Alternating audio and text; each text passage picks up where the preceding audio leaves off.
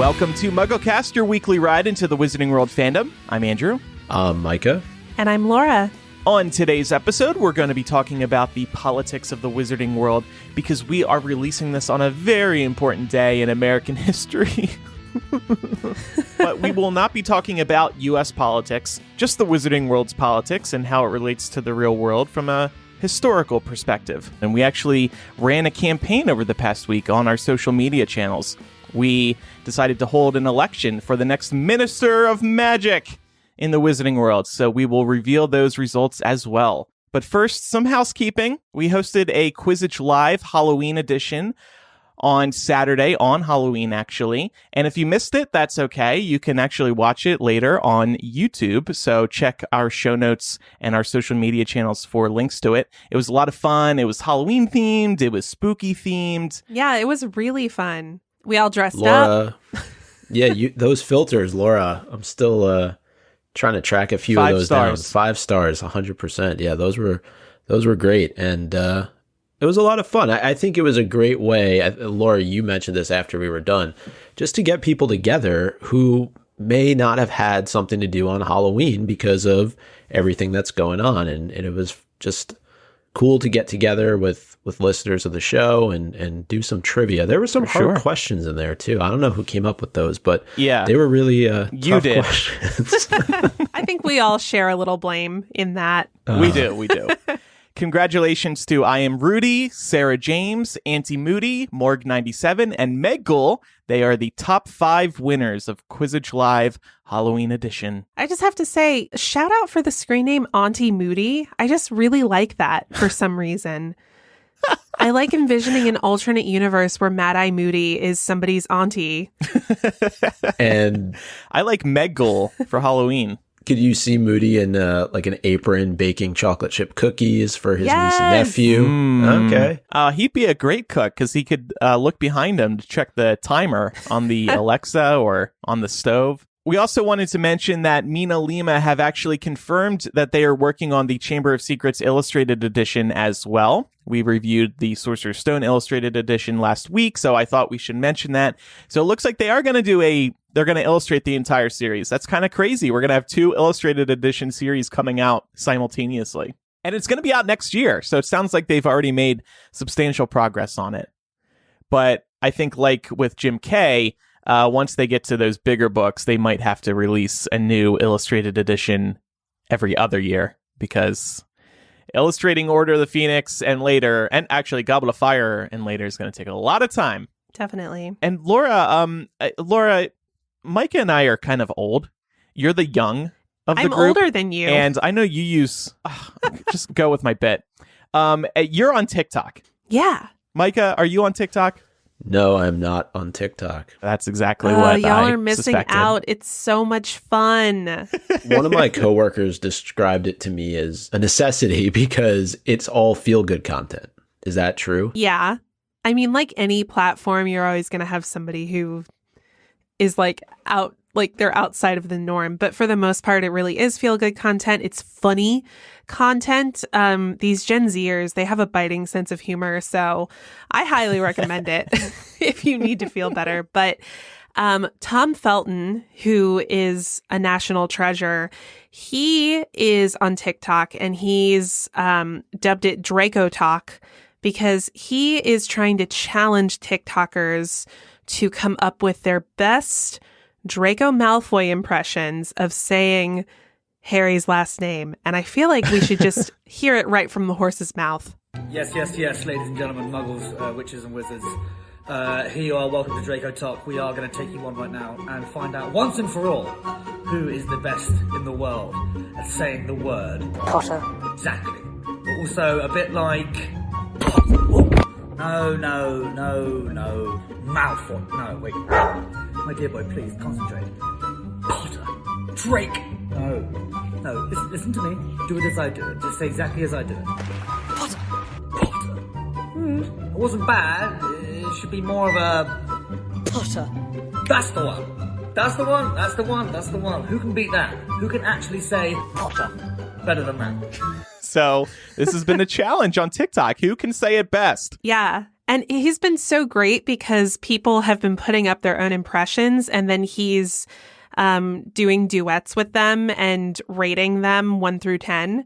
But also like above 10, he has a card that says, I love you. So if it's really good, he shows that. That's clever. So this is really fun. But I thought that we could take this as our opportunity to try and do our best Potter. Yeah. There was the one clip from Chamber of Secrets, I think, that he really loved in that little video. So it sounded like, Potter! That was really good. That was really good. I blew out my mic. Did you just replay the audio? Or was that actually you? No, that was really good, Andrew. Oh, thanks. Micah, let's hear yours. Potter. Ooh, that was good. That was ominous. Yeah. That was like a Lucius Malfoy. Right. Oh, maybe we can get Jason Isaacs to do one, and I'll submit for that. He totally has to do it. Actually, if he hasn't done it yet, he's crazy. He has done it. There was good. whole video that Tom Felton duetted with him where he was like walking around doing random things around his house and then looking at the camera and going, Potter. It was so silly. That's great. Potter! Potter! Potter! Potter! Potter! It's like the new, what's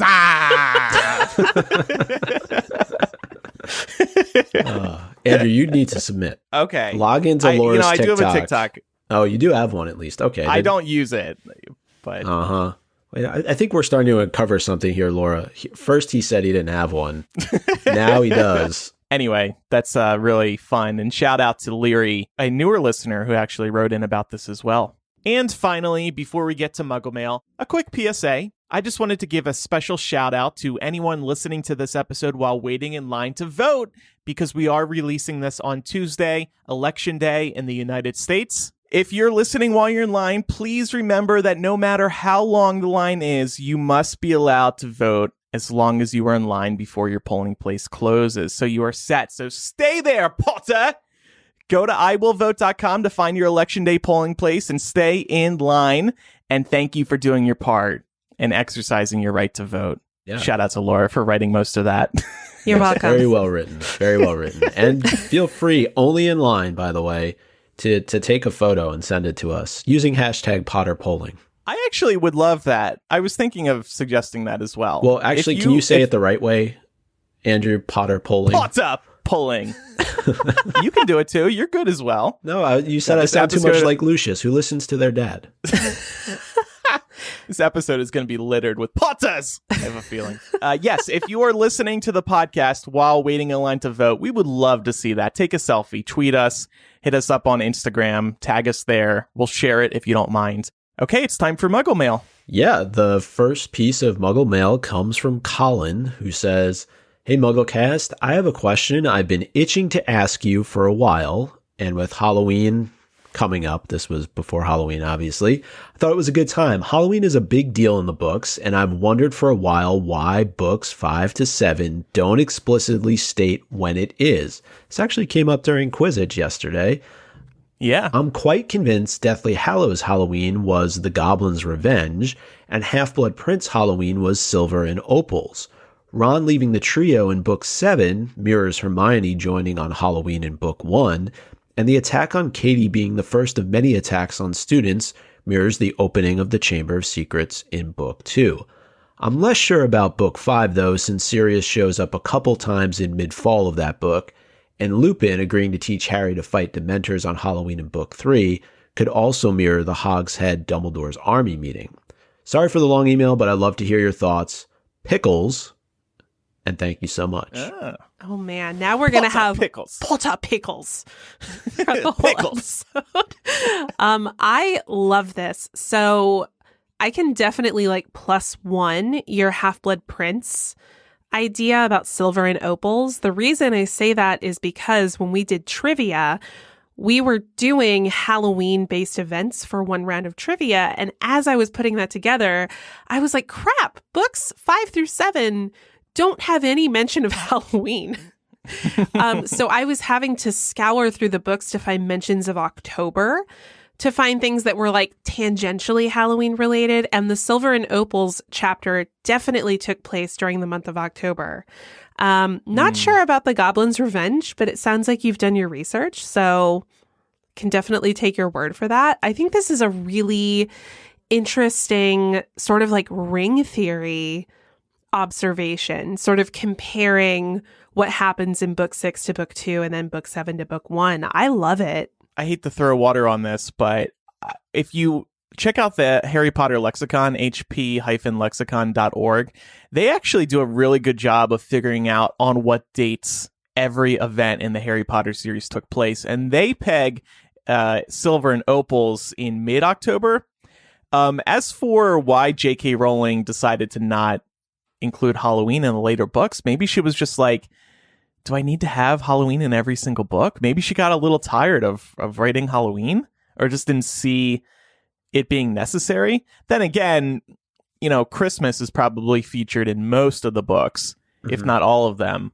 So look, she started the trend. I mean, she killed his parents on Halloween. So, everything that follows subsequently in at least the first 4 books, I mean, they're pretty important events. So I agree with Laura. I like the research here that Colin did. And even if Silver and Opals is mid-October, it's close enough as far as I'm concerned. So I'm a Halloween aficionado. Anything that happens between October 1st and October 31st is spooky season, so it counts. That's a good point. Yep.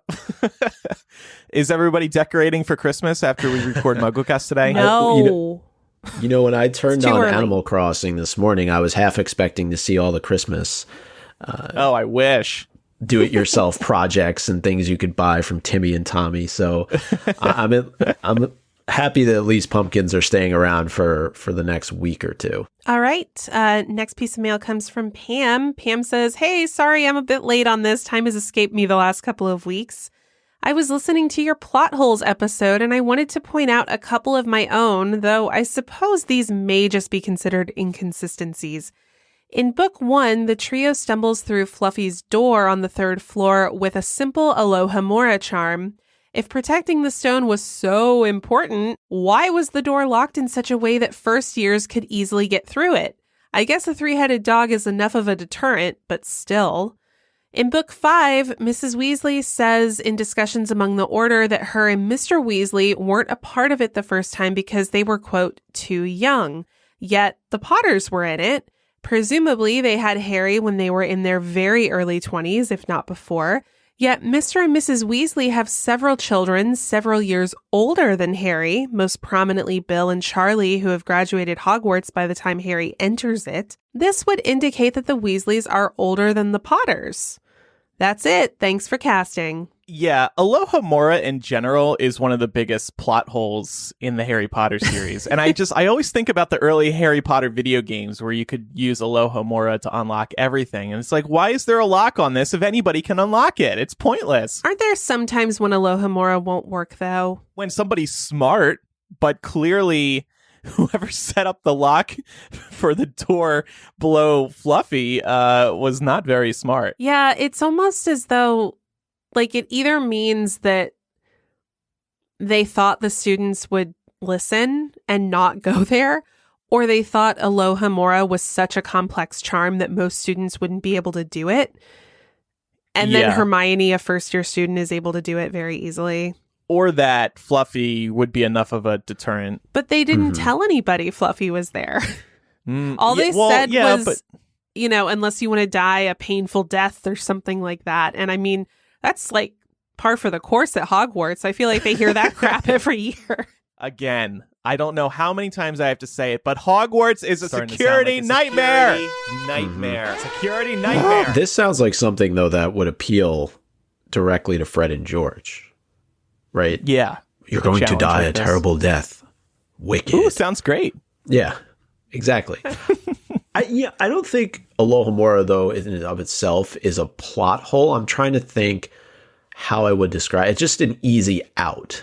When I think of plot holes, I would actually agree with the second part of Pam's email that the Weasleys saying that they weren't a part of the Order the first time around because they were too young doesn't really jive.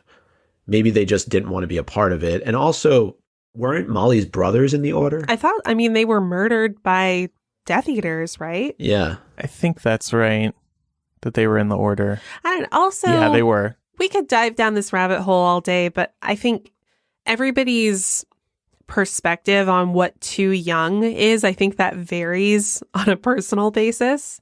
So it could be that they felt they were too young. Okay, let's move on to the next message. Hey MuggleCast, this is Alex from Toronto, Canada. I recently listened to your episode on 487, the scariest moments in Harry Potter, and I thought I'd just mention one of the scariest moments for me was from book 7 in the Ministry of Magic, when Harry was in Umbridge's office and he found the telescope with Mad-Eye Moody's eye. I thought that was pretty sick myself, that Umbridge would desecrate a dead body for using a magical device and make it something that she uses to spy on ministry workers. I just thought I'd let you know that. Thanks. Bye. That's a great one. Yeah, that's a body part. Ew. Okay, and on a related note, we got this email from Eve. My name is Eve, and I just wanted to bring up the fact that on your latest episode, you didn't discuss as one of the scariest moments in the Chamber of Secrets. At the end of Chapter 8, Harry heard the voices in his head, which I believe he has heard a couple of times before. He realized nobody else can hear them, and in my opinion, this is terrifying because it would make him feel like he was going crazy because he was hearing these random voices and also incredibly isolated from his friends because they don't really know what's going on, and they're actually quite concerned for him. On top of this, the voices are talking about him killing and then saying, "I smell blood," which, whether you know what's happening or not, it's completely terrifying. He thinks that this voice is trying to kill someone, and given the fact that Harry has a tiny bit of a hero complex and knowing he is powerless to stop this thing would almost be painful for him as well as horrifying. To top it all off, he then sees the writing on the wall in blood that this voice has just been talking about. I know you talked about Mrs. Norris being petrified, but when I first read these books, I didn't exactly think that that was too much of a big deal, seeing as nobody even liked Mrs. Norris anyways. Ouch. Poor kitty. I liked you, Mrs. Norris. Eve goes on, I was more terrified of the fact that someone had written on the wall of Hogwarts in blood, talking about this Chamber of Secrets that none of them knew about. Yeah, that's a good point, Eve. Definitely. Yeah, it's a good one that she calls out, though, the fact that Harry is hearing voices inside of his head and he's only 12 years old at the time. That would probably freak most people out, regardless of any age. Yeah, I mean, you would be put in a psych ward, I think, if you reported that stuff in the Muggle world. And it's got to be creepy to him, too, that he's able to talk to snakes. And he doesn't even realize it, right? During that, what was it? The dueling club with Malfoy. Yeah, well, even like we see in Sorcerer's Stone, he talks to the snake at the zoo, and he just doesn't even realize it. Yeah. It just comes to him so naturally, and then he gets put in this situation where he's called out for it in front of all of his fellow students. And everyone's like, that's suspicious. Good times at Hogwarts. Good times. So on today's episode, we're discussing politics in the Wizarding world and all the controversy there. But before that, I want to tell you about HelloFresh, who there should be no controversy over. HelloFresh offers convenient, no-contact delivery to your doorstep for easy home cooking with the family. The recipes are easy to follow with simple steps and pictures to guide you along the way. HelloFresh cuts out stressful meal planning and grocery store trips so you can enjoy cooking and get dinner on the table in about 30 minutes. HelloFresh delivers fresh, high-quality, pre-portioned ingredients so you can make meals that are delicious and nutritious. Over 90% of ingredients are sourced directly from growers to ensure peak flavor and ripeness. This is so awesome. I love to see that they're supporting farmers in this way. And HelloFresh offers more than 20 chef-crafted, delicious options every week to help you break out of your recipe rut, try new things, and make any night feel special. These aspects are why I'm so obsessed with HelloFresh. Plus, there's very little commitment. Easily change your delivery days or meal plan preferences and skip a week whenever you need right on their app.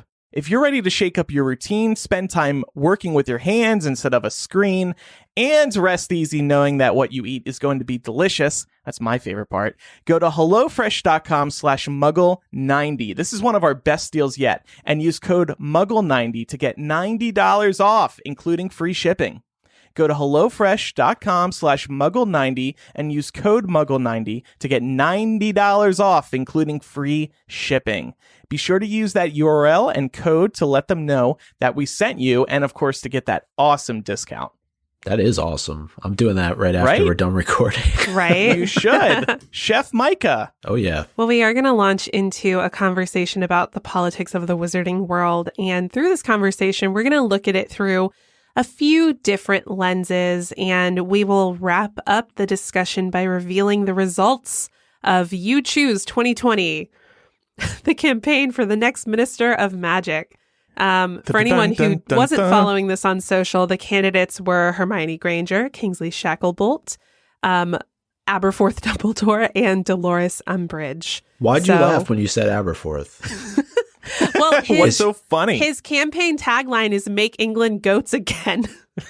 And well, we know who you voted for. That's weird. Just maybe. Well, we can kind of kick this off by looking at it through just the lens of the ministry structure and how it closely resembles the government of the United Kingdom. Not surprising given where the author is from.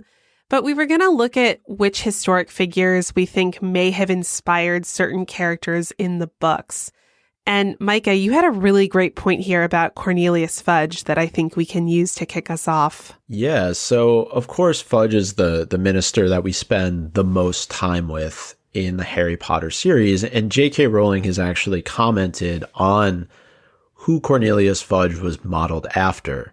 And he was modeled after Neville Chamberlain. J.K. Rowling said that my model of the world after Voldemort's return was directly the government of Neville Chamberlain in Great Britain during the Second World War, when he tried to minimize the menace of the Nazi regime for political convenience. And the way that he went about this was through a policy of appeasement.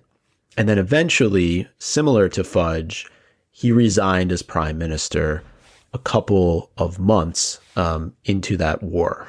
The comparisons are very clear, I think, in terms of Fudge and Chamberlain, and it just goes to show you that you shouldn't ignore things like Voldemort's return. Maybe you should pay a little bit more attention to Albus. He has some good things to say. I'm just saying. Well, and I think it really goes to show that these things happen. Like, I know sometimes when we're reading the books, particularly when we've done chapter by chapter and examined Fudge's behavior towards Harry, like in the first half of the series versus the second half of the series, and it just seems like so bizarre that he's so afraid of Voldemort actually being back that he would rather just bury his head in the sand. And like from a storytelling perspective, it's easy for us to sit back and be like, wow, what a freaking idiot. But historically, it's happened. I mean, there have been real figures who've done things like this. I mean, we're in the middle of a global pandemic right now, and we don't have to name names, but there are certain leaders who are trying to minimize the effect of the global pandemic for their own political convenience. Yeah. And out of avoiding panic, which I think you could argue Fudge didn't want to do either. He didn't want to cause panic by saying Voldemort was back. Yeah, well, and he was also so attached to his power. Like we see throughout the books, we know he's afraid of Dumbledore because he knows that there were many in Wizarding Society who would have far preferred Dumbledore as Minister of Magic over him. So he already feels kind of like usurped in a way in terms of like a little jelly. Yeah, his ability to lead. And Voldemort, you know, not only represents a threat to the wizarding world, but he represents a threat to Fudge's ability to maintain power. And we'll talk about this more later, but on a broader scale, we're also seeing government attempts to minimize the media. Just like, you know, I guess kind of the opposite is happening in the wizarding world because the Ministry and the Daily Prophet are working closely together to spread a certain message. But here in the Muggle world, we typically see, well, maybe typically is not the right word, but we sometimes see world leaders try to downplay the reliability of the media in order to get their message across. Yeah, absolutely. And I think that's where this policy of appeasement comes in, because this was really Britain's approach to allowing Hitler to expand German territory without much recourse and without much action being taken. The difference for Fudge is that his policy of appeasement, if you want to call it that, was just not acknowledging the fact that Voldemort was back. So by his own pure ignorance, he was allowing Voldemort to gain his followers again, to rebuild this contingent that would inevitably, fight against Harry and company.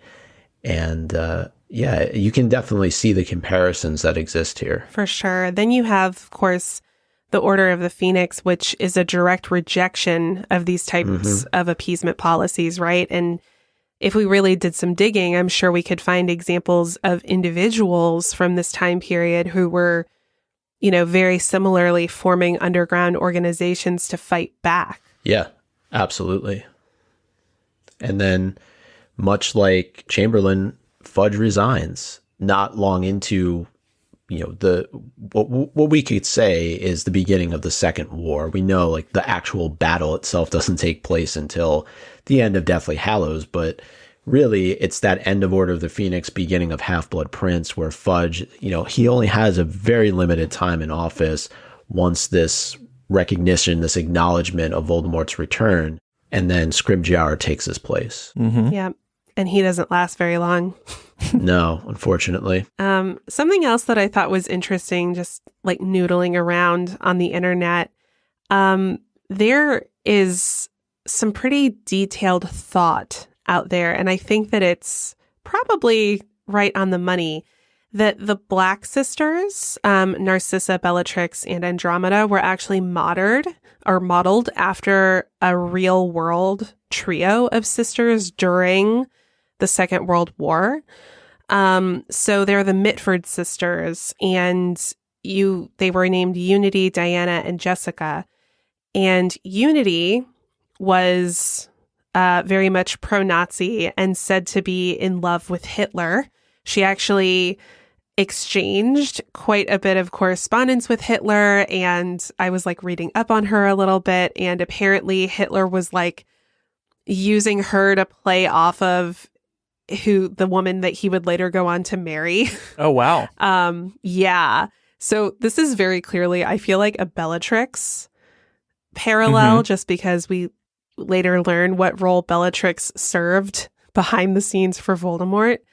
Diana Mitford actually married the head of the British Fascist Party, which makes me think it's like big Narcissa vibes just because of her relationship with Lucius Malfoy. I mean, we know that she probably had some of these ideals before she married Lucius, but we don't know much about her life before that. But obviously, coming from the Black family, they're very much into like pure blood ideology.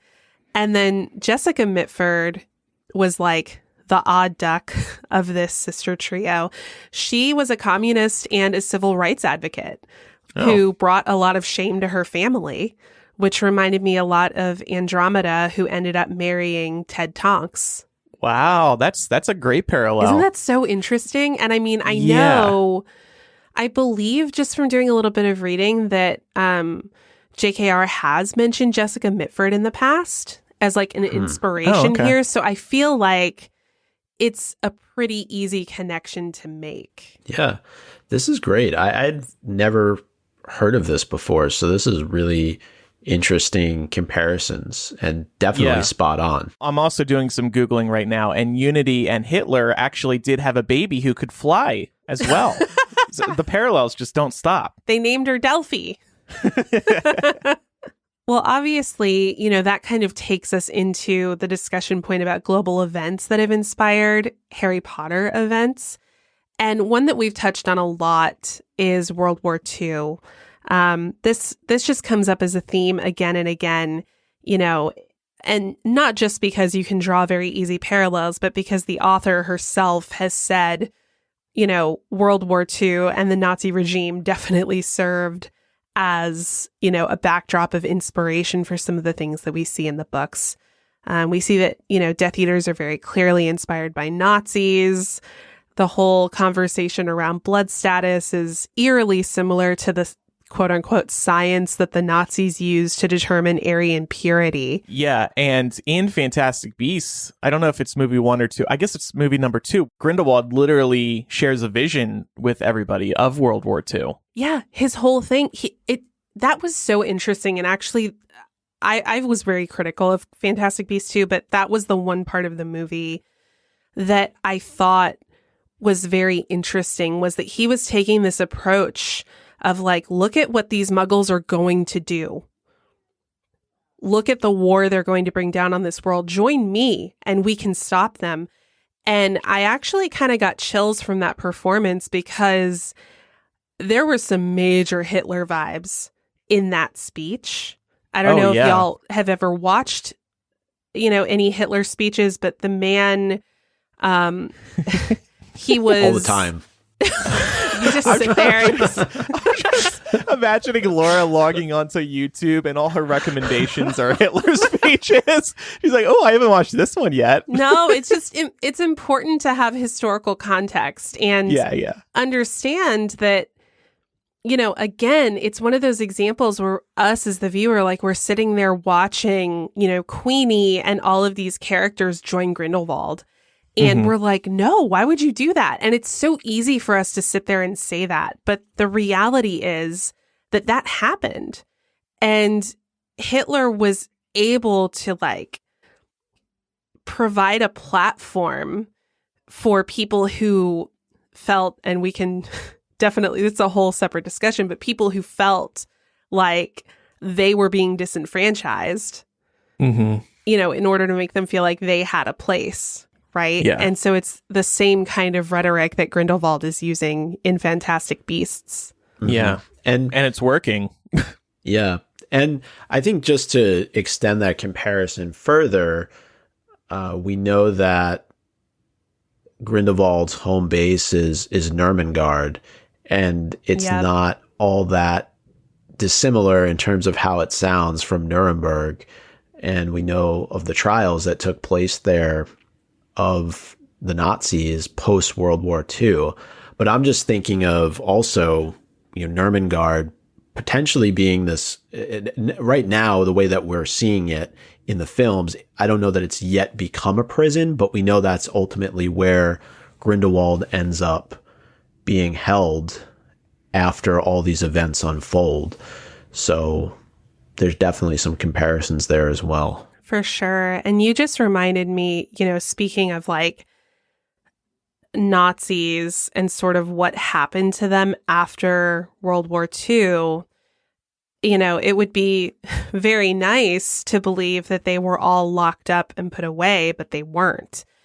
Many of them fled to South America and took up residence there. You had Dr. Mengele, who went down there and was running all these experiments on children.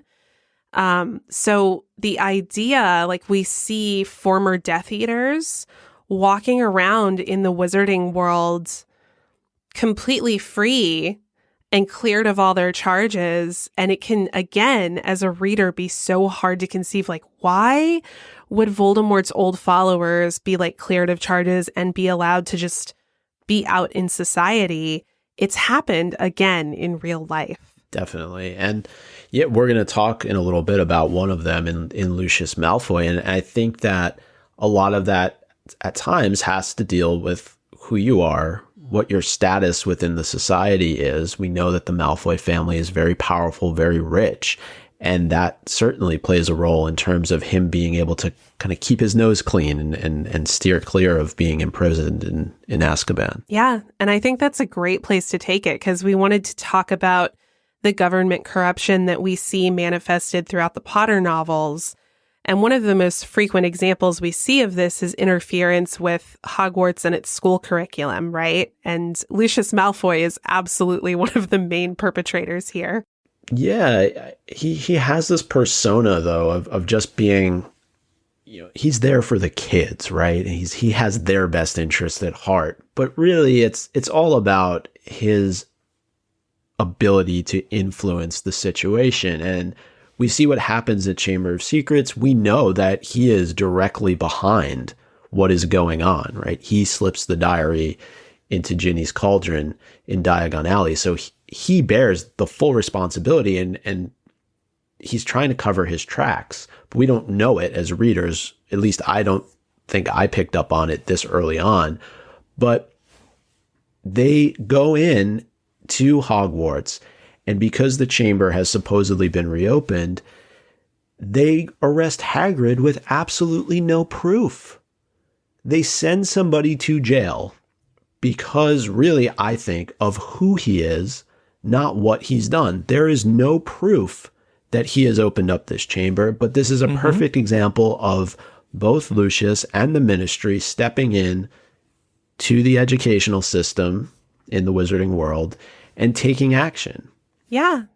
And I think that there are so many real world parallels we can draw here. Even just looking back on our own country's history, there are a number of examples of times where people were, considered guilty of crimes that they hadn't committed simply because of the color of their skin or their religious background or their socioeconomic status in society.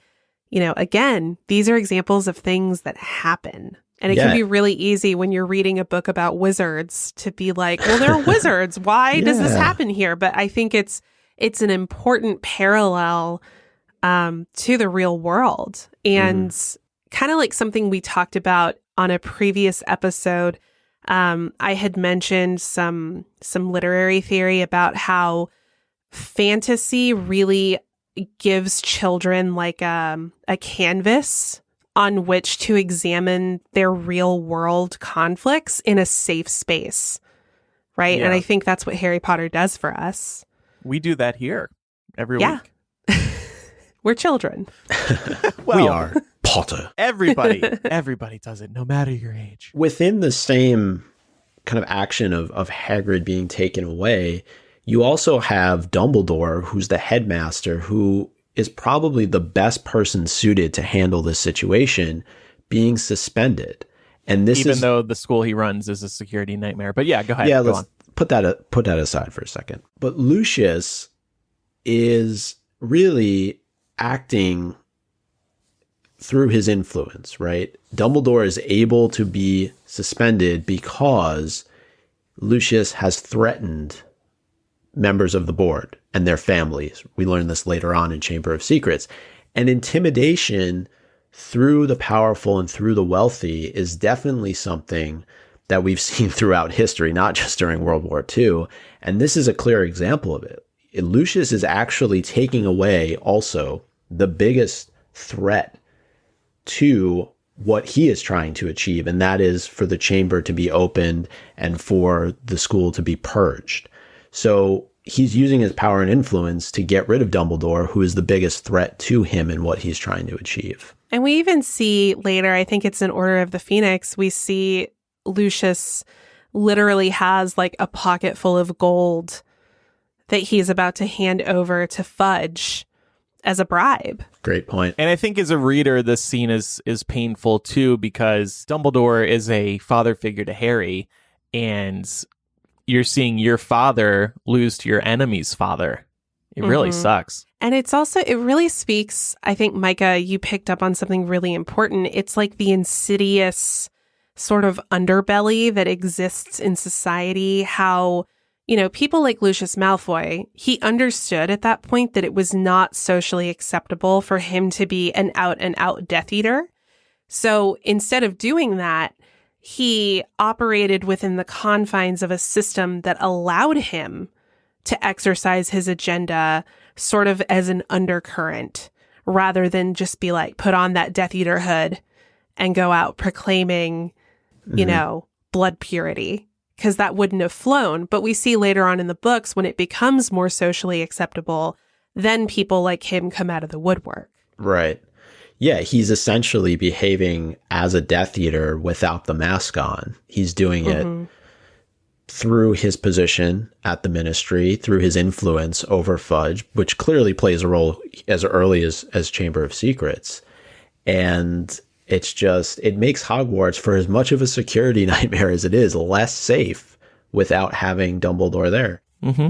Yeah, well, and it reminds me, we've had plenty of examples of this in our own country of like, you know, the Grand Dragon of the KKK endorsing political candidates. Yeah. You know, and it's very easy for people to be like, oh, well, I'm not in the KKK. But you were endorsed by the KKK.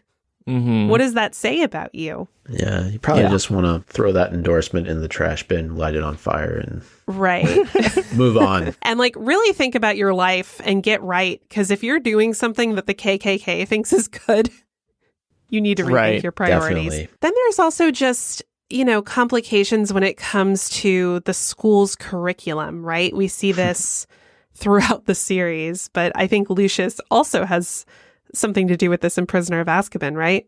Yes. So Lucius doesn't stop at opening the Chamber of Secrets. He likes to meddle into, as you said, everyday classes at Hogwarts. And what I'm talking about, of course, is what happens to Buckbeak.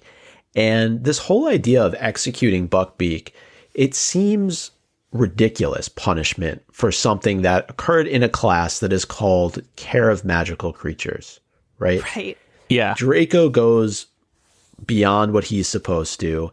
And I liken it to the people who ignore the no touching the animals or keeping out signs of the cages at the zoo. They're like, don't hanging jump over. in the lion's den. Exactly. They fall in, and then people have to risk their own lives to save them. And I honestly believe in this case, it should be the responsibility of Hogwarts, not the Ministry, to handle what's going on here. You think of all of the creatures that have found their way in Hogwarts over the years of that Harry is at school. Buckbeak is probably the most docile, the kindest, or at least in the top 5. So again, I just think, you know, look at all the classes that exist at Hogwarts. Every time a cauldron blows up in Seamus's face, is he writing to get Snape removed from being an effective teacher? Melt the cauldrons. I think that's more of a movieism, but you understand what I'm saying. Yes. It's an unsafe place to begin with. There are risky things that can happen. You scratch your knee, you get bit by a bird. It happens. Well, this is also a good comment on animal rights, both in the Wizarding world and Muggle worlds. Like, why is the answer when a human makes a mistake, why is the answer to execute the animal? It reminds me of the stories we hear every few years about some idiot climbing into a zoo enclosure and getting attacked by an animal, and then they kill the animal. Yeah. It wasn't the animal's fault. You jumped into the shark tank. Yeah. Right. That's just control of the gene pool, to be perfectly honest with you. Right. One other thing just to point out about this, too, is I know I kind of joked about would Seamus have written in about Snape to have something happen to him. But I also think that there's a reason why this happens in Hagrid's class, because Hagrid is already seen as being unqualified, and we question his ability to teach, right? So it's almost like because of who he is, it already puts him a step or two down in the situation in trying to handle Buckbeak. Like, he has to go and argue to save Buckbeak's life. And we know that doesn't end up going the way that he hopes it will. But I just think, again, he's targeted here. He's targeted. Malfoy specifically targets him. His dad does it in Chamber of Secrets, and then his kid does it in Prisoner of Azkaban. Yeah, no, he's definitely at a disadvantage. Also, you know, for the reason that he wasn't allowed to finish his education. Hagrid has a second or third year education at Hogwarts before he was expelled. So he wasn't allowed to be fully educated based on a crime that he did not commit. And then later on, he's put in this position in the series where he has to go defend himself against a board of government officials when he himself wasn't allowed to complete his education. It's like they moved the goalposts so frequently on him because they wanted him to fail. Right. And he's definitely being discriminated against. There's no question. Absolutely. And I do believe that this is something that simply should have been handled by Dumbledore. Let him pass a judgment. Of course he's not going to execute the hippogriff for nipping Malfoy's arm. Maybe he sets him free. That's the solution. Let the hippogriff go. I mean, that's what he ends up doing, or at least assisting with. Yeah, but we had to introduce time turners, and then that led to Cursed Child. So was it really a win at the end of the day? Wow, that was quite a jump you just made. Well, kind of keeping up on the theme of interference with school curriculums, of course, we have Umbridge in Order of the Phoenix and her selection of a Defense Against the Dark Arts curriculum that takes all of the practical application of Defense Against the Dark Arts out of the equation. And this is, again, another example of something that seems so ridiculous when you're reading it. Like, how could this actually happen? But again, it's another scenario where it does actually happen. There have been examples here in the United States, just in the last decade or so, of textbook companies, like think of major companies like McGraw-Hill and Pearson, putting out materials that are specifically designed, and this is like really getting into a lot of educational stuff, so I'll try to keep it brief. The state of Texas routinely orders something like 50 million textbooks every year. As a result of them purchasing so many textbooks, textbook companies have to gear what is represented in their books based on Texas's Board of Education and their requirements for what can be taught in their schools. So there were actually examples of textbooks, not in the distant past, where Moses is referenced as a founding father, where slaves were referred to as workers. Like when they're talking about the African slave trade, they're literally referring to them as workers.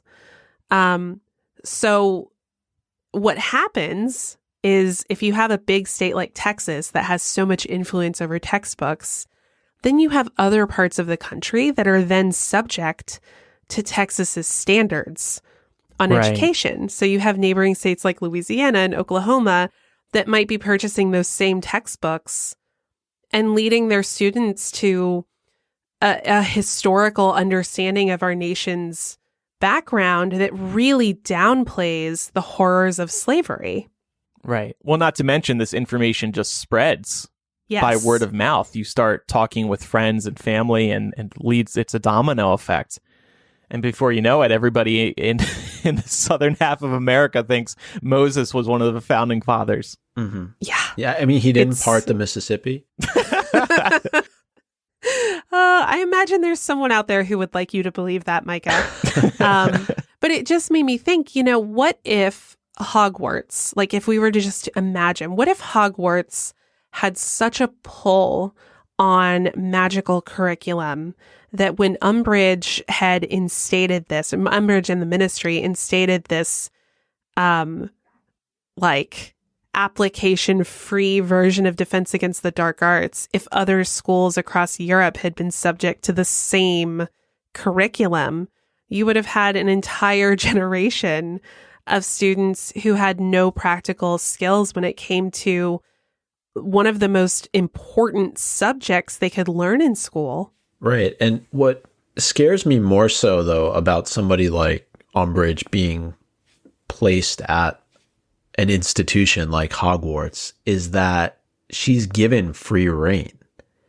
Eventually, she gets to the point where she's going back to her superiors. And I don't even think that Fudge recognizes how evil she is.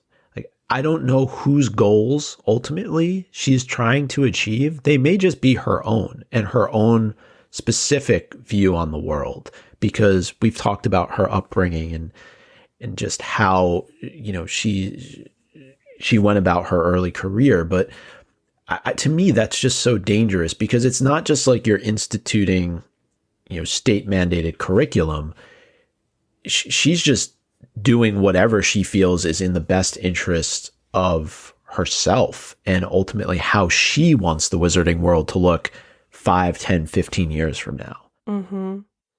Yeah, I mean, we see by the way she treated her own squib sibling, right? Like, she very much feels that anybody who is not of the purest blood is a second-class citizen. And her outlook and sort of like prescription for how she would, operate an educational institution reflects that. And she physically harms the students. Yeah.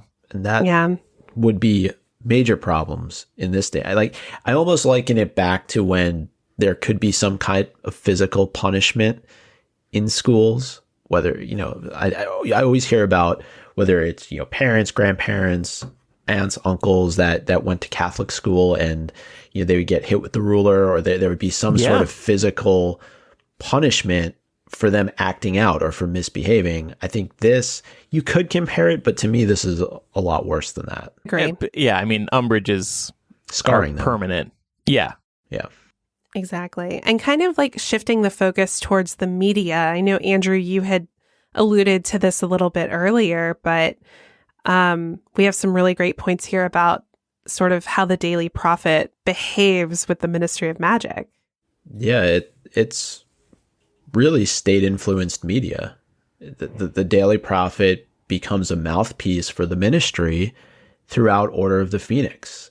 And what's so ironic is that if you think back to Harry's treatment by the ministry in, let's say, Prisoner of Azkaban, it's vastly different in terms of how Fudge coddles him, shortly after he gets off the night bus at the Leaky Cauldron.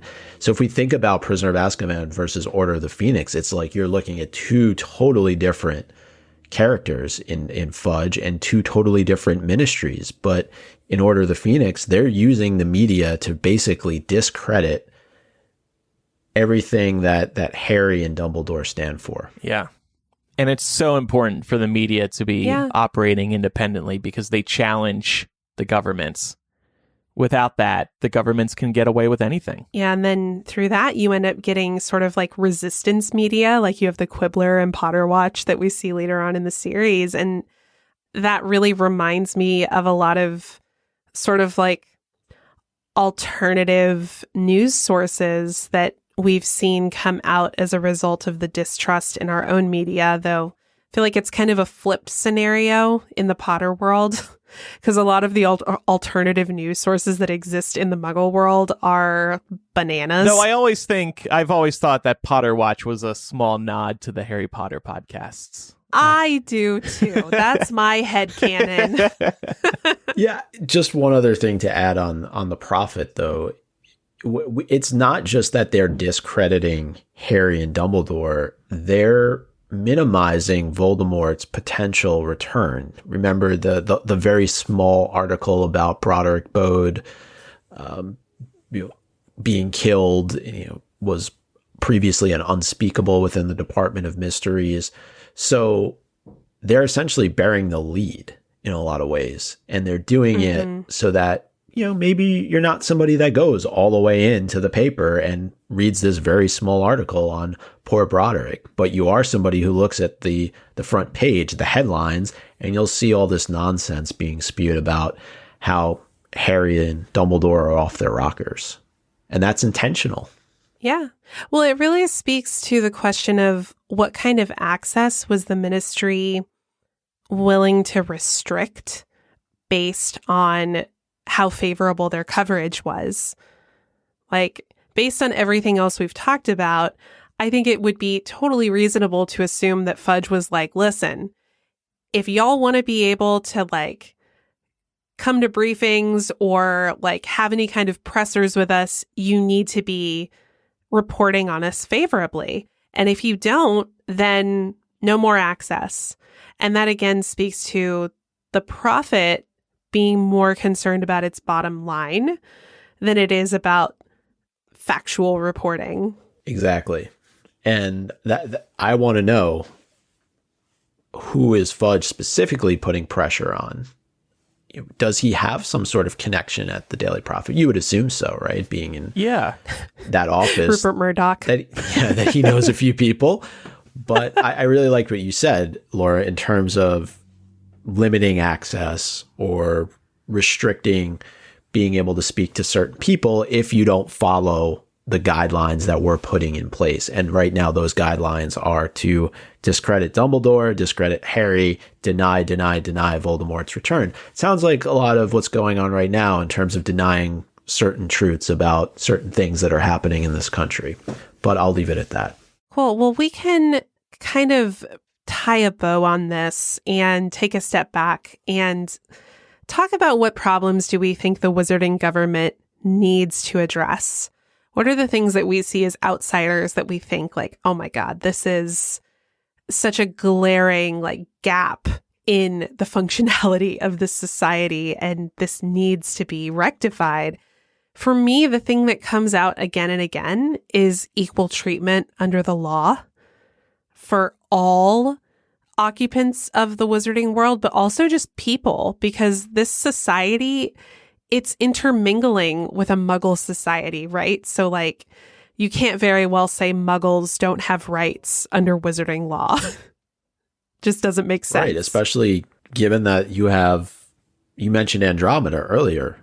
She's married to a Muggle, so he needs to have certain rights, just given that he has now been brought into the magical community through marriage. Yeah. Mm-hmm. Given everything that happens over the course of the 7 Harry Potter books, you would think that there would be some urgency to change how they treat the werewolves, the goblins, second-class citizens, mudbloods, half-bloods. Lead by example, the ministry should. I just sounded like Yoda. They should be coming out and saying, we need to treat everybody equally and fairly, and here's what we're going to do to accomplish that. Yeah. Well, and you even have, I think, and I hate to harp on about squibs, but I think it is such a travesty that they're treated the way they are. Like we see Filch having to resort to obtaining his education through educational catalog services because he presumably was not allowed to attend Hogwarts. I just think that's ridiculous. Like a society is only going to move as quickly as its slowest member, right? So even if you were to take a step back and be like, we want our society to be as functional as possible, then it's incumbent upon you to make sure that there is like a base level of equity for everyone. Mm-hmm. Yeah, and it seems like something that Dumbledore or McGonagall or any future headmaster could set up at Hogwarts pretty easily. Another wing dedicated to squibs and teaching them, or just let them learn in the regular classrooms. I guess they shouldn't have a separate wing. Yeah, agreed. I do think there are a lot of blood status issues. Andrew, you just kind of went through the whole list of different wizards, witches, magical beings within the wizarding world. And I do think this ties back to what we were talking about earlier when we were making the comparisons to Nazi Germany. There was this idea, and it seems to be very much still present within the wizarding world, of treating others less than, or marginalizing people or killing people based upon their blood status and who they are. Whether you're a half-blood, whether you're a mudblood, whether you're a werewolf, house elf, it doesn't seem to matter. As long as you don't fit within that pure blood category, you're not as relevant. And I think the ministry could do a better job in terms of working towards some sort of unity, right? We talked a lot about, when we did chapter by chapter of Order of the Phoenix, the Fountain of Magical Brethren, and how it was basically a mirage, how it wasn't really reflective of how the wizarding world works. And you see that in terms of how all of those pieces assist Dumbledore and Harry in their fight against Voldemort in the atrium. The house elf and the goblin kind of run off. The centaur, does its job in terms of protecting them. So it just goes to show you that there's this chance for unity. And I think you see it too, in terms of mentioning centaurs. Like, you see it in terms of how the centaurs feel. They've been marginalized when you get that dialogue, really in Order of the Phoenix, when they're all talking with Harry and Hermione and Umbridge. So I think there's a long way to go here for the ministry, but that's why we need a new minister. Yeah, yes, exactly. We do. Good thing we're hosting an election. Well, before we get to that, Andrew, I think you had some notes on the International Statute of Secrecy. Yeah, so this is kind of unrelated to what we've been talking about today. But it's always bothered me. Why is the International Statute of Secrecy still a thing? Because the secret's already out. Muggles know about the Wizarding World. The ministry works with the Muggle governments, as we see. There are Muggles who know that wizards exist. You think about family members like the Dursleys or the Grangers.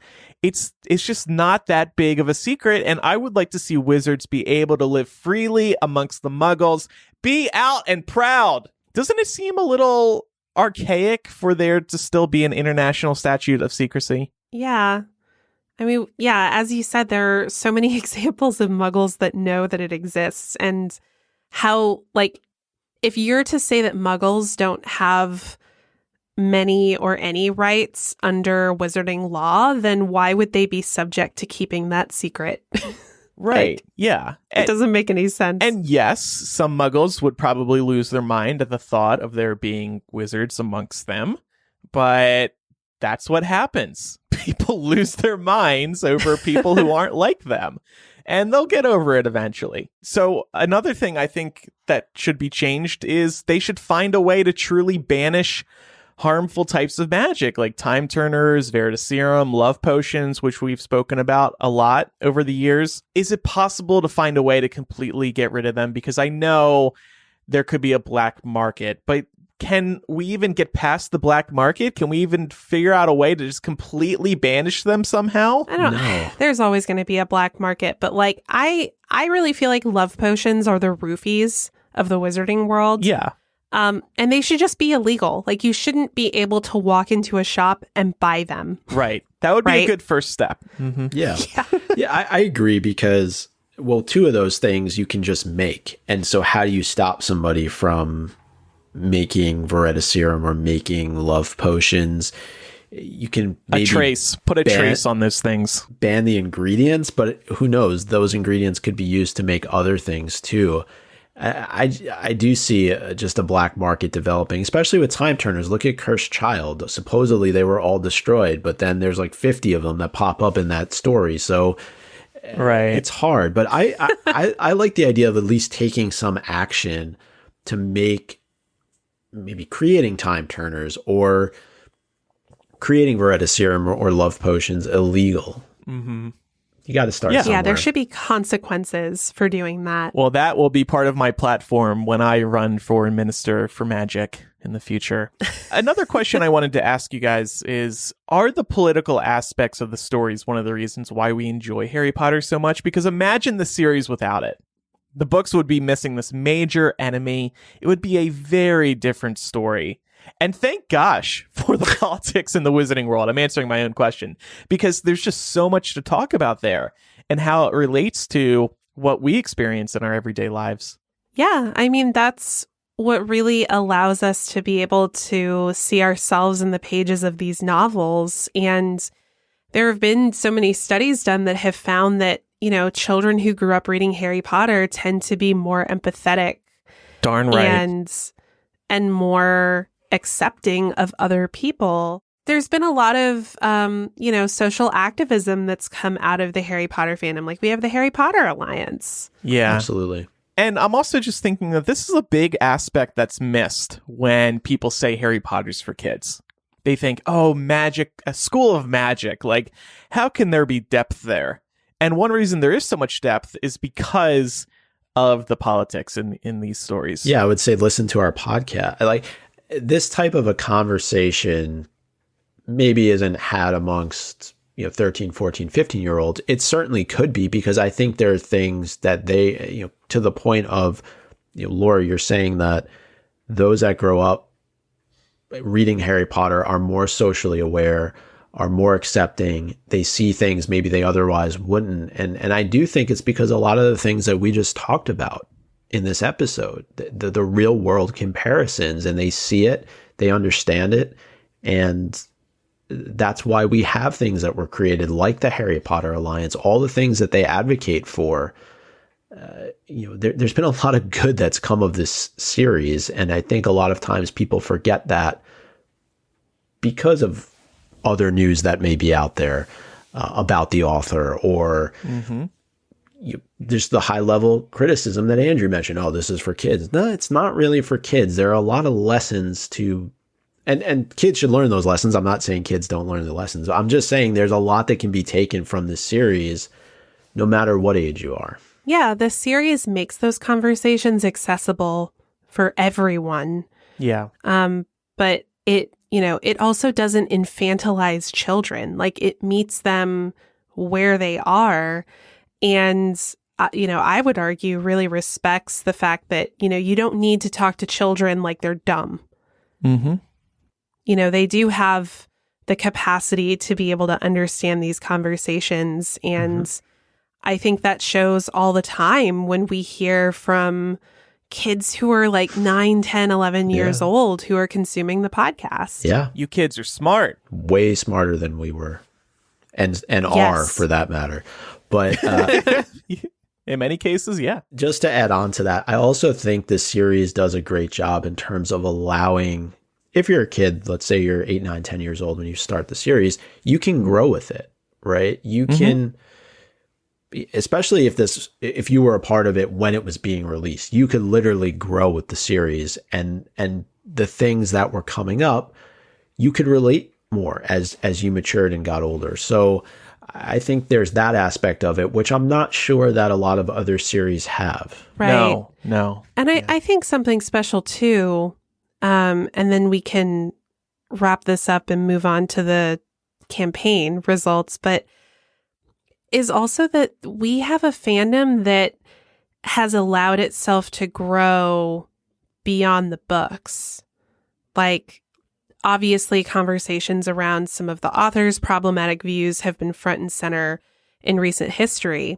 But our fandom, despite the fact that we love these books and, we hold them near and dear, and there are many great lessons and, great things that came out of our sort of interaction with these texts, we rejected that. Yeah. Like, we were able to take what we were taught, what we grew up learning, and the empathy that we gained as a result of being in this fandom, and saying, no. Yeah. We don't agree with that. Everyone is welcome here. And I have no problem saying that I don't think I would be as open-minded as I am today if it wasn't for this fandom. Yeah. Yeah. I think that's an accurate statement for a lot of us. Mm-hmm. Like, growing up in the suburbs, I was only surrounded by boring white people. And going to Harry Potter conventions, I'm introduced to LGBTQ people. I'm introduced to people of color. It was like moving to a city in a way. Yeah. You're introduced to this diverse group of people, and it was just a wonderful introduction to the real world. Yeah, and our lives only got better as a result. Absolutely. Well, meeting you two, I don't know if it improved my life, but present company excluded. Yeah. Andrew says. But one thing I'll add there, though, is that 15 years later, we're still doing this. So that in and of itself speaks to what you just said. So I do like you guys. Yeah. I think a little bit. Yeah. More than you care to admit.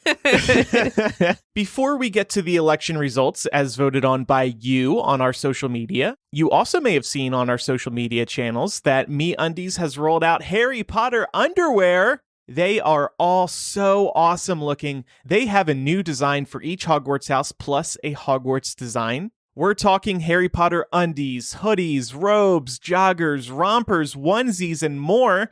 They did such a great job with these. I actually, not to brag, received all 4 Hogwarts house undies, and I'm wearing my Slytherin ones right now. I'm thinking I should wear each house on a different day of the week. Like, Slytherin undies are totally a Friday thing. Hufflepuff undies for Sundays, Mondays. MeUndies believes that comfort is about more than what's touching your skin. It's about feeling comfortable in your skin. You are a total badass, and what you wear should only accentuate that fact.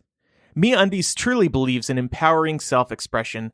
Their pledge for 2020 and beyond is called MeUndies Gives. This is an initiative that supports those who have systemic barriers to their self-expression. By shopping MeUndies, you support causes such as LGBTQ+ communities, mental health and well-being, and women's rights.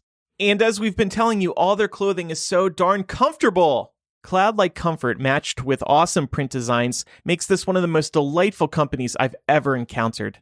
MeUndies has a great offer for our listeners. For any first-time purchasers, you get 15% off and free shipping. This is the time to try MeUndies now that they've got these Harry Potter prints, which, by the way, are only available for a limited time. MeUndies also has their problem-free philosophy. If you are not satisfied with any product for any reason, no problem. They will refund or exchange it. No caveats, no questions. To get your 15% off your first order and free shipping, go to MeUndies.com/MuggleCast. That's MeUndies.com/MuggleCast. And by the way, they know y'all are Harry Potter fans. They updated that URL. So when you go to MeUndies.com/MuggleCast, it'll take you right to the Harry Potter page. It's perfect, Potter. MeUndies.com/MuggleCast. And be sure to use that URL to get your discount and support the show. I think you should cook your HelloFresh in your Hufflepuff MeUndies and post it on social. Yeah, they need to do aprons too. Maybe they'll do that next. That's a good idea. And by the way, the Gryffindor, Slytherin, and Ravenclaw undies actually kind of sparkle. They've got some like gold on them. I don't think they did them for the Hufflepuff ones because they're already yellow. Just be careful. Make sure no nifflers are around. They're going to pants me. No, do a little more than that. So we decided to put together the You Decide 2020 campaign to elect a new Minister of Magic. We really wanted this to mirror our own election happening here in the United States, to give people a little bit of an outlet to think of something different, but also to encourage everyone in the United States, or if you're a U.S. citizen, to vote. So we really wanted this to coincide with the U.S. election, and we selected the candidates. We have Aberforth Dumbledore, Hermione Granger, Kingsley Shacklebolt, and Dolores Umbridge.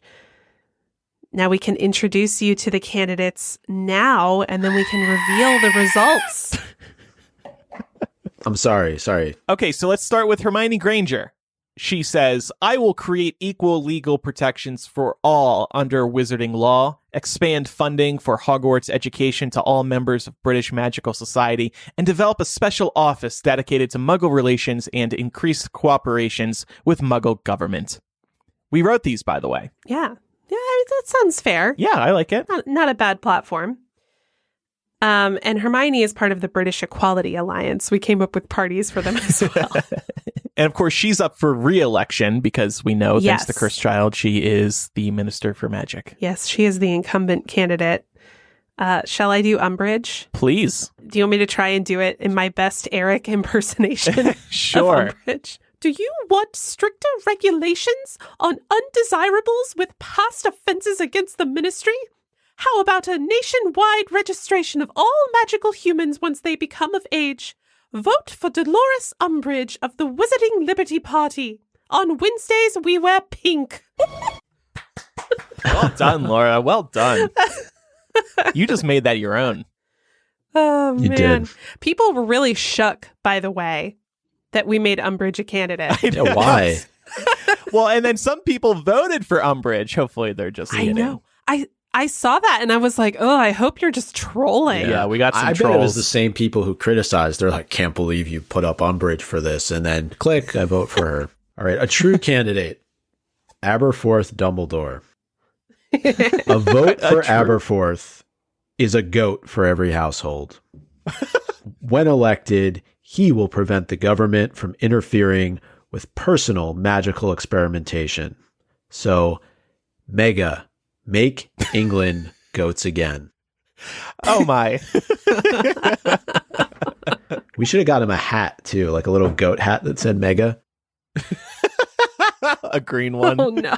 Yeah, green one, yeah. And finally, Kingsley Shacklebolt. Vote for Kingsley Shacklebolt of the Global Wizarding Alliance. His top priority, if elected, will be to nurture international magical cooperation. And you've got to admit, he's got style. That's his tagline. So true. He's got style. He does have style. I would put that on a bumper sticker. Yeah, totally. So we had some very interesting results across our social platforms. So to reveal the results from our Twitter, in fourth place was Dolores Umbridge with 3.2% of the vote. Ah, damn. What were you thinking? In third place was Aberforth Dumbledore with 5.7% of the vote. Oh, man. In second place, Kingsley Shacklebolt with 38.5% of the vote. And in first place, Hermione Granger with 52.7% of the vote. Woo! But it doesn't end there, guys. Doesn't end there. This is just one of many results that we received. What? So go ahead. No, I'm just in shock. Oh, okay. So when we look at our Facebook, the results actually tightened up a little bit. We have in fourth place Umbridge, in third place Dumbledore, in second place Granger, and in first place Shacklebolt. This margin was very narrow. It was 37-42 between Hermione and Kingsley. And then for the blowout, we look at our Instagram. In fourth place, we have Umbridge. In third place, we have Dumbledore. In second place, we have Granger. And then overwhelmingly first place, we have Shacklebolt. That is 2 out of the 3 polls that we led across our social media in which Kingsley Shacklebolt won the election for Minister of Magic. That's honestly a surprise. Maybe, was it the tagline? It's the cursed child did Hermione in. Cursed child did Hermione dirty. I demand a recount. Why is there a difference in results? But for Kingsley, though, this would be a second go-around, wouldn't it? He was minister. Yeah, because he was minister for a while. Good call. Good for Kingsley. Yeah. Back in the saddle. People missed him. They want him back. I think it's also, Kingsley, we positioned him as a global candidate. I mean, he's from the Global Wizarding Alliance. He wants to encourage international magical cooperation, and we live in a global world. Yeah. And I think the voters saw that. Yeah. So I would congratulations. hope that Kingsley will, at least consider putting Aberforth on his cabinet or whatever the comparable term is for that in the wizarding world. Department of Animals. Protect the animals. Yeah. Agriculture. Yeah. There you go. Aberforth would be way better there. For agriculture. 100%. Oh, man. He'll Hermione harvest can be vice a minister. winning plan for agriculture. Okay, that was fun. Thank you to everybody who participated. And if you want to participate in more polls like that, be sure to follow us across our social media channels. We're MuggleCast on Instagram, Twitter, and Facebook. Mm-hmm. And don't forget to participate in the most important vote of all by getting in line on Tuesday, November 3rd. Yeah, and speaking of social, if you are listening to this while waiting in line, please take a pic and tweet us or tag us on Instagram. We would love to see you waiting in line and listening to MuggleCast at the same time. And don't forget to vote for Aberforth for agriculture. But don't write him in. Okay. Oh, okay. On your, please don't. Well, I know Micah actually did that. He just couldn't decide between the candidates. Anyway, it's time for Quizzitch. So, last week's Quizzitch question, standing in for Eric here. What is Harry wearing during his first dream that is in Gryffindor Tower? And the correct answer was Quirrell's turban. It's a weird dream to have for sure. Correct answers were submitted by Potter Chat Podcast. Tied, apparently. There's a Tide ad that just popped up, so we'll give them credit for it. Bort Voldemort, Jeff Skellington, Jason King, Chelsea Bromley, and Sarah, aka Weensy. That rounds out the folks who sent us the correct answer for this week's Quizzitch question. Okay. Next week's question. Given all of our discussion about Potter politics, which minister founded the Department of Magical Law Enforcement? You can send us your answer on Twitter. Just use hashtag Quizzitch when replying to MuggleCast. And don't forget, we hosted a live Quizzitch, spooky Halloween edition you can check out now on our YouTube channel. Always a lot of fun, and we hope to do another Quizzitch actually in the weeks ahead. So stay tuned for more information about that. It's time now for a chicken soup, and this is probably one of the best chicken soups we've ever received. It's really sweet. This is from Jillian. Hey, MuggleCast. I just wanted to say from the bottom of my heart, thank you all for being such a great podcast and for all of you having relaxing voices. That may sound weird, but this week I had to say goodbye to my cat Emmett. And during all these years, when we went on car rides while moving many times or visiting my family, he would only calm down and relax to your podcast. I tried others just to see, but only with MuggleCast did he stop meowing and being so restless. He even would make little chirping noises as you all talked, as if agreeing every now and then. Oh. So on behalf of my M and my sanity while driving all those long hours, thanks for being the one he loved the most. Thank you, Jillian. That is so sweet. I credit Micah's voice. It was probably his voice that calmed Emmett down. Yeah, I saw this email come in from Jillian, and I just really wanted to share it. We're obviously very sorry that you had to say goodbye to Emmett. Yeah, losing a pet is one of the hardest things. So we will shout out to Emmett today. Thank you for listening to MuggleCast, Emmett. And thank you, Jillian. Thank you for sharing this with us. Yeah. We're all thinking of you. Yeah, definitely. So if you have any feedback about today's discussion, you can email us, mugglecast@gmail.com, or use the contact form on mugglecast.com, or record a voice memo using the app on your phone and email that to mugglecast@gmail.com. Just keep your voice memo about a minute long, please. No longer than that would be appreciated. Or call us 1-920-3-MUGGLE. We are 1-920-368-4453. We'd also appreciate a review on Apple Podcasts or wherever you listen to podcasts if they have a review system. We like getting fresh reviews in there from time to time, so thank you for doing that. And we would also appreciate your support on our Patreon. It is the reason why we are a weekly podcast, patreon.com/MuggleCast, and you get so many benefits. Oh my gosh, check them out at patreon.com/MuggleCast. You get access to our live streams. You get a new physical gift every year. You get access to our planning docs. You get behind-the-scenes looks at the show. If you pledge at the Slug Club level, you can hang out with us on video once a month, which is always a lot of fun. We usually talk about Harry Potter and anything else pop culture related that's going on in our lives. Patreon.com/MuggleCast is where you can support us. And thank you, everybody, for listening to today's episode. I'm Andrew. I'm Micah. And I'm Laura. Goodbye. Bye. Bye.